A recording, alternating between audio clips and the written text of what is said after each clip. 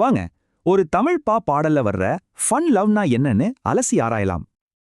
நாம ஒரு விளையாட்டுத்தனமான கோரிக்கையில ஆரம்பிச்ச காதலோட ஒவ்வொரு கட்டத்தையும் பார்க்கலாம்.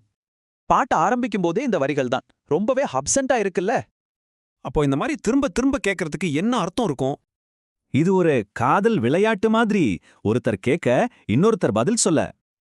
பாருங்க, இந்த ஒவ்வொரு வார்த்தைக்கும் ஒரு ஸ்பெஷலான காதல் அர்த்தம் இருக்கு. இப்போ பாட்டோட வேகம் அதிகமாகுது, விளையாட்டுத்தனம் போய் பேரார்வம் வருது. இந்த வரி தான் பாட்டோட உச்சக்கட்டம். ஆனா இதுக்கு நேரடி அர்த்தம் எடுக்கக்கூடாது. அதாவது இது வன்முறை இல்ல, கட்டுக்கடங்காத அன்போட ஒரு வெளிப்பாடுதான். தமிழ் சினிமா பாட்டுல ஆழமான உணர்வுகளை இப்படி மிகைப்படுத்தி சொல்றது ரொம்ப சகஜம். சரி, இந்த தீவிரமான காதல் மட்டும் இல்ல, அவங்க உறவோட வளர்ச்சியும் இது காட்டுது. அவங்க காதல் எப்படி ஒரு மொட்டுல ஆரம்பிச்சு பழுத்த கனியா மாறுதுன்னு பாருங்க. அப்போ இந்த இச்சி இச்சி காதல்னா மொத்தத்துல என்னன்னு பாத்திரலாமா?